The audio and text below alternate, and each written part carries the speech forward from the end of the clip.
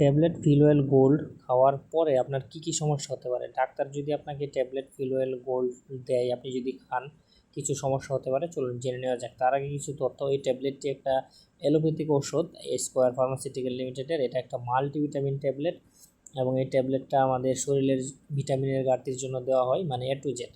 তো সাধারণত এই ওষুধটি সুসহনীয়, তবে কিছু প্রবলেম হতে পারে। প্রবলেমগুলো হলো বিটা ক্যারোটিনের কারণে মাঝে মাঝে ডায়রিয়া হতে পারে এবং ত্বকের রং সামান্য হলদেটে বিবরণ হতে পারে। মানে এটা খাওয়ার পরে কিন্তু আপনার যে সমস্যা সেটা বুঝলেনই, যে মাঝে মাঝে পাতলা পায়খানা হয়ে যেতে পারে এবং ত্বকের যে আমাদের রং আছে সেটা পরিবর্তন হয়ে যেতে পারে এবং ভিটামিন সি, ভিটামিন ই এর কারণে ডায়রিয়া এবং পরিপাকতন্ত্রের অন্যান্য সমস্যা তৈরি হতে পারে এই ফিলওয়েল গোল্ড ট্যাবলেটটি খেলে।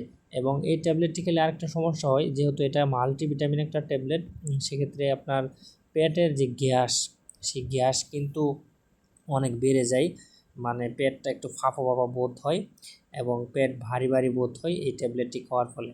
তো মাল্টিভিটামিন যেহেতু, এবং এটা যেহেতু ভিটামিনের কাজ করে, সেহেতু এটা খাওয়ার ফলে আমাদের পেটে একটু গ্যাস হবে, এটাই স্বাভাবিক, এবং গ্যাস হয়ও।